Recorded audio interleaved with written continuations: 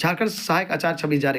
दोस्तों मैं बता दूं, झारखंड सहायक आचार्य 6 to 8 का पेपर 4 का सिलेक्ट करने में बहुत परेशानी हो रही है। परेशानी का वजह है कन्फ्यूजन हो रहा है। कन्फ्यूजन क्यों हो रहा है? क्योंकि जेएसएससी यानी झारखंड कर्मचारी चयन आयोग ने बहुत सारी बातों को जो है स्पष्ट नहीं किया हुआ है, जिसके कारण लोगों को बहुत ज़्यादा परेशानी हो रही है। तो दोस्तों हम लोग बात करते हैं विस्तार से क्या क्या परेशानी है। दोस्तों हम लोग चर्चा तो दोस्तों आपको पता ही होगा कि 3 प्रकार के शिक्षक की बहाली होने जा रही है झारखंड सहायक आचार्य के रूप में। गणित एवं विज्ञान शिक्षक, सामाजिक विज्ञान का शिक्षक और भाषा शिक्षक। ये कक्षा 6 to 8 के लिए है दोस्तों। वो ये तो यहाँ पे सभी के लिए कन्फ्यूजन ही कन्फ्यूजन है। क्या कन्फ्यूजन है हम लोग आपको बता दें दोस्तों ये है कि पेपर 4 में जो चुनाव करना है उसमें कहीं क्लियर नहीं किया गया है कि आपको जो है किस प्रकार से चुनाव करना है। यदि क्लियर भी किया गया है तो बोला कुछ जा रहा है, किया कुछ जा रहा है। जैसे कि कहा जा रहा है कि आप जो है 5 पेपर में 3 का सब्जेक्ट का चुनाव कीजिए, 7 पेपर में 3 सब्जेक्ट का चुनाव कीजिए, लेकिन जब आप फॉर्म भरने जाइएगा तो वहां पर 3 नहीं, कॉलम दिया हुआ है 4। अब कैसे 4 दिया हुआ है उसको बात करते हैं दोस्तों। तो दोस्तों जैसा कि हम बता रहे हैं, विज्ञान एवं गणित शिक्षक के लिए 3 सब्जेक्ट लें या 4 सब्जेक्ट लें, ये कन्फ्यूजन हो रहा है। आप कहेंगे सर ये क्या मजाक कर रहे हैं, जब कहा जा रहा है कि 3 सब्जेक्ट तो 3 ही लेना है। लेकिन दोस्तों वही हाल है सामाजिक विज्ञान में भी, यहाँ पे भी खुल रहा है तो 3 सब्जेक्ट लें या 4 सब्जेक्ट लें, ये कन्फ्यूजन हो रहा है। तो मैं आपको बता दूँ दोस्तों ऐसा क्यों हो रहा है। दोस्तों आप देख सकते हैं एक कैंडिडेट जो है फॉर्म का जो यहाँ पे सुधार किए है, जो अभी पेपर 4 के रूप में सिलेक्ट करना था सब्जेक्ट का, तो यहाँ पे जो किया गया है दोस्तों 4th पेपर का चुनाव के लिए सबसे पहले इन्होंने क्या किया, पहला नंबर में जो इनका ऑनर्स था वो इकोनॉमिक्स सेलेक्ट की, यानी ये पेपर 1 सेलेक्ट किए। दूसरा आते हैं उसके बाद जो इन्होंने क्या सेलेक्ट किया, सब्जेक्ट प्रेफरेंस आप देख सकते हैं दोस्तों, एक है ज्योग्राफी, दूसरा है हिस्ट्री और तीसरा है पॉलिटिकल साइंस। इन्होंने 3 सेलेक्ट किया, यानी कि ये हो गया 1, ये हो गया 2, यहाँ 3, और इसके पहले ही ऊपर में जस्ट आप देखें, क्या देखें, इकोनॉमिक्स। तो बताइए 3 और 1 कितना हो गया, 4 हो गया। ये 4 सब्जेक्ट का चुनाव किए, जबकि नियम क्या कहता है कि आपको जो है 3 ही सब्जेक्ट का चुनाव करना है। मैं दिखाता हूँ नियम दोस्तों ये रहा 6 to 8 के लिए परीक्षा संबंधी क्या आपको पेपर लेना है। तो देख सकते हैं paper 1, paper 2, paper 3, paper 4। Paper 3 तक किसी का कोई कन्फ्यूजन नहीं दोस्तों, पेपर 4 का ही कन्फ्यूजन है और पेपर 4 के लिए ही लिंक एक्टिव हुआ है। दोस्तों आप देख सकते हैं जैसे कि पहला में आपको दिख रहा होगा गणित एवं विज्ञान शिक्षक। यदि आप मैथ्स और साइंस का टीचर बनना चाहते हैं तो आपको कह रहा है गणित, भौतिकी, रसायन शास्त्र, वनस्पति विज्ञान और है प्राणी शास्त्र। ये कितना सब्जेक्ट हुआ, 5 सब्जेक्ट हुआ। कहता है विज्ञान में से प्रश्न पूछा जाएगा, इसमें प्रश्न पत्र 5 खंडों में विभक्त होगा, यानी कि 5 खंड में विभक्त है। आप देख सके इस जो मैथ और साइंस का जो डिवीजन हुआ है 5 सब्जेक्ट में डिवाइड किया गया है। अभ्यर्थी किसी 3 खंड से ही उत्तर दे सकेंगे। 5 खंड है लेकिन 5 में आपको कितना को आंसर देना है, 3, यानी 3 सब्जेक्ट का आपको एग्जाम देना है दोस्तों, 3। अब देखिए वही चीज लिख रहा है आपका 6 to 8 में, क्या 6 to 8 सामाजिक विज्ञान के लिए। सामाजिक विज्ञान के लिए क्या लिख रहा है दोस्तों, देख सकते हैं सामाजिक विज्ञान शिक्षक के लिए इतिहास, भूगोल, राजनीति विज्ञान, अर्थशास्त्र, समाजशास्त्र, लेखा शास्त्र, व्यापार शास्त्र। ये कह रहा है कि इसमें से प्रश्न पूछा जाएगा, इसमें प्रश्न पत्र 7 खंडों में विभक्त होगा, जिसमें किसी 3 खंडों में ही उत्तर देना है। ठीक है दोस्तों, यानी एसएसटी में 7 में मात्र 3 को ही आंसर देना है। उस प्रकार से ये ही जो आप लिए हैं क्या भाषा शिक्षक के रूप में, तो लिखा हुआ है में से कोई एक भाषा में से सम्मिलित रूप से प्रश्न पूछा जाएगा, जिसमें 50% अंग्रेजी और 50% जो भी अधिसूचित भाषा है। यानी हिंदी का टीचर है तो 50% आपको इंग्लिश लेना होगा और 50% हिंदी लेना होगा। यानी जो भी भाषा शिक्षक के लिए आप भाषा शिक्षक बनेंगे उसका 50% ही होगा, 100% उस भाषा से नहीं पूछा जाएगा और 50% आपका पूछा जाएगा इंग्लिश से। तो दोस्तों इस प्रकार से आपके लिए जो है ये क्या कहते हैं, आपको चुनाव करना था, लेकिन ये गलती यहाँ पर हो गया है।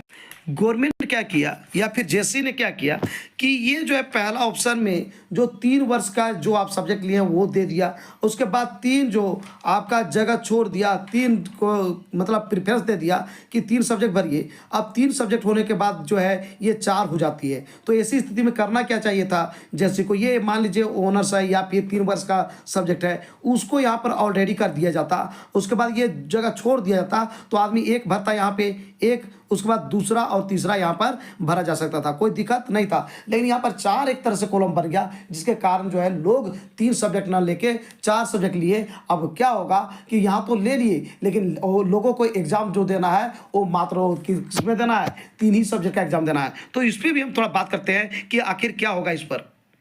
दोस्तों जेएससी ने एक नोटिस के माध्यम से कहा है कि 6 to 8 के लिए जो फॉर्म भर रहे हैं, जिसको फोर्थ पेपर चुनाव करना है, किसको चुनाव करना है, जो चरण 1 और चरण 2 में फॉर्म भरे थे। चरण 3 में जो फॉर्म भरे थे उसको यहाँ पर किसी प्रकार का सिलेक्ट नहीं करना है सब्जेक्ट का। क्यों? क्योंकि चरण 3 में ये सब्जेक्ट सिलेक्ट करने का मौका दिया था दोस्तों। तो यही कह रहा है कि 4 हेतु विषय का विकल्प देना सुनिश्चित करेंगे। उक्त अवधि के उपरांत परीक्षा अंतर्गत पत्र 4 हेतु विषय का विकल्प प्राप्त करने के लिए कोई दावा मान्य नहीं होगा। यदि किसी अभ्यर्थी द्वारा विषय विकल्प का चयन नहीं किया जाता है तो संबंधित अभ्यर्थी के पत्र 4 अंतर्गत विषय के विकल्प के संबंध में आयोग द्वारा निर्णय लिया जाएगा। यानी कि आपको मौका दिया गया है, क्या दिया गया है, 17 मई से लेकर 23 मई तक, 17 मई से लेकर 23 मई तक आपने सब्जेक्ट का चुनाव नहीं किया 6 to 8 के लिए, तो दोस्तों क्या करेगा, जेएससी देख लेगा कि ये किसके लिए एलिजिबल है, किस मतलब कौन सा सब्जेक्ट को लेके ये पढ़ रहा है। तो आपको कोई भी 3 सब्जेक्ट दे सकता है या फिर आपको रद्द भी कर सकता है, आपका जो कैंडिडेचर है वो रद्द भी कर सकता है। तो ये जेएससी पर डिपेंड करेगा। तो आपके पास समय है कि 17 मई से लेकर 23 मई तक आप जरूर इसको जो है ये सब्जेक्ट का चुनाव कर लें। चुनाव नहीं करेंगे तो आपको प्रॉब्लम होगा। और ये ध्यान रखिएगा कि यहाँ पर जो नियम कहता है उसके अनुसार आपको 3 ही सब्जेक्ट को चुनाव करना है। अब डिपेंड करता है आप पर कि आप क्या सोच रहे हैं। हालांकि विज्ञापन को एक बार आप जरूर अच्छी तरह से पढ़ लें, जिससे कि आपको सब्जेक्ट चुनाव करने में कोई दिक्कत नहीं होगा दोस्तों। भाषा के शिक्षकों के लिए भी यही समस्या है। भाषा के शिक्षकों के लिए जैसे मैं बताया कि वहाँ पे जो मान लीजिए कुछ कहते हैं कि सर मैंने हिंदी लिया था भाषा के रूप में, तो उसको कुछ चेंज करने की ज़रूरत है कि नहीं। लेकिन वो जो खोल रहे हैं तो वहाँ भी एक कॉलम खुल रहा है, तो वहाँ पर क्या भरना है ये भी जेएससी ने ये क्लियर नहीं कहा है कि सबको जो है अपना सब्जेक्ट है उसके बावजूद इंग्लिश भरना है या फिर क्या भरना है। साथ ही साथ दोस्तों इंग्लिश वाले के लिए और भी कन्फ्यूजन है। कन्फ्यूजन ये है कि सर ये जो है हम क्या करें। जैसे भाषा शिक्षकों के लिए ये कहा गया है कि वो 50% इंग्लिश लेना होगा और 50% में वो जो सब्जेक्ट रहेगा भाषा वो लेना है। लेकिन इंग्लिश का ऑलरेडी इंग्लिश भी एक भाषा है, तो इंग्लिश तो लेना ही लेना है। साथ ही साथ अपने विवेक से यहाँ पर लोग काम कर रहा है कि इनको जो है ये क्या कर रहे हैं कि 50% इंग्लिश ले रहे हैं और 50% जो हो रहा है वो भी इंग्लिश ले रहे हैं। मिला जुला के 100% वो इंग्लिश वाले इंग्लिश ही ले रहे हैं दोस्तों। तो अपना विवेक का यूज कर रहे हैं। लेकिन चाहिए इन लोगों को कि एक बार जेएससी ऑफिस जाके ये स्पष्ट तौर पे पता कर ले, इसलिए कि यहाँ पे कुछ भी क्लियर नहीं किया गया है दोस्तों। अब बात है कॉमर्स वाले किस में भरे। तो कॉमर्स वालों को जो है जैसे कि आपको पता है दोस्तों, पहले कॉमर्स को मौका नहीं दी जाती थी 6 to 8 में लिए, तो लेकिन इस बार जो है ये केस हुआ था, हाईकोर्ट ने ऑर्डर दिया है कि कॉमर्स वाले भी फॉर्म भर सकते हैं। जैसा कि मैं दिखाता हूँ, थोड़ा सा देख सकते हैं दोस्तों, कॉमर्स वाले को हाईकोर्ट ने डिसीजन दिया था, यानी कि ऑर्डर दिया था। ये दिया था कि जो सामाजिक विज्ञान का जो है जगह है, सामाजिक विज्ञान में वो फॉर्म भर सकते हैं।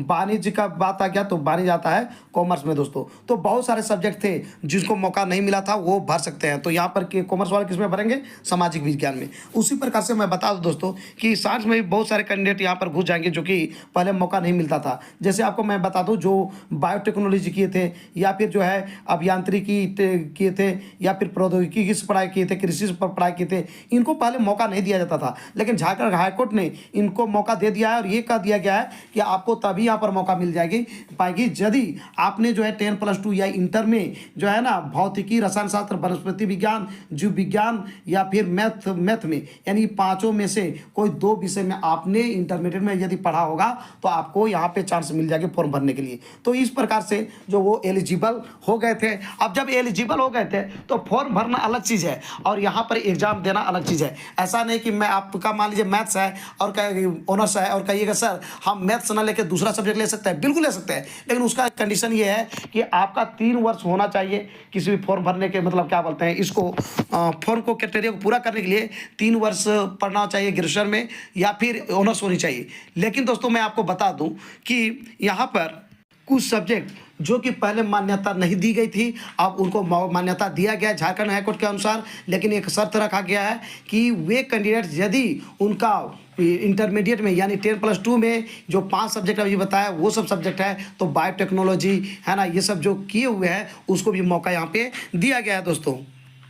दोस्तों आप समझ गए होंगे कि किनको क्या सब्जेक्ट चुनाव करना है। साथ ही साथ दोस्तों आपको किसी प्रकार का इसके बावजूद भी कंफ्यूजन है तो जेसी कार्यालय पहुंचिए, क्योंकि ये जो है जेसी ने क्लियर नहीं किया है कि आखिर कहां कहां क्या चीज़ भरा जाएगा। साथ ही साथ मैं आपको बता दूं दोस्तों, जेसी का यहाँ पर पूरी तरह से गलती नहीं कर सकते हैं, क्योंकि इसमें शिक्षा विभाग का भी गलती है। शिक्षा विभाग ने जो भी रिपोर्ट जेसी को सौंपा था वो चीज़ हूबहू वो निकाल दिया है, जिसके कारण जो है लोगों को परेशानी हो रही है। यानी शिक्षा विभाग ने स्पष्ट तौर पर नहीं कहा था कि इसमें किस प्रकार से किया जाना जरूरी है। तो दोस्तों यही कारण से लोगों को अभी कंफ्यूजन बना हुआ है और जैसे तैसे लोग फॉर्म भर रहे हैं। और खामियाजा ये हो रहा है कि 3 सब्जेक्ट के जगह में आदमी 4 सब्जेक्ट पर भी ले रहे हैं, और कुछ ऐसा है कि सब्जेक्ट लेना है हिंदी और डाला जा रहा है वहां पर संस्कृत। तो ये बहुत सारी समस्या उत्पन्न हो गई है। तो चाहिए जैसे को इस पर एक नोटिस जारी करें, और जहां जहां समस्या है, जो बिंदुओं पे समस्या निकल के आ रही है, उस पर एक नोटिस जारी करके उनको मौका दे, जो गलत तरीका से अभी जो है चौथा सब्जेक्ट का चुनाव कर रहे हैं। कौन कैंडिडेट? जो कि 6 to 8 के लिए फॉर्म भर रहे हैं, और वैसे कैंडिडेट फॉर्म भर रहे हैं दोस्तों जो चरण 1 और चरण 2 में फॉर्म भरे थे कक्षा 6 to 8 के लिए, शिक्षक के लिए। तो दोस्तों आप समझ गए होंगे। तो दोस्तों आज का मेरा ये वीडियो आपको कैसा लगा जरूर हमें बताएं इस वीडियो कमेंट बॉक्स में। यदि ये वीडियो आपको अच्छा लगा दोस्तों तो इस वीडियो को कर दीजिए लाइक, चैनल को कर दीजिए सब्सक्राइब, और ज़्यादा से ज़्यादा दोस्तों को इस वीडियो को कर दीजिए शेयर। तो दोस्तों फिर मिलते हैं एक नए और ऑथेंटिक वीडियो के साथ, तब तक के लिए हमें इजाज़त दीजिए। धन्यवाद।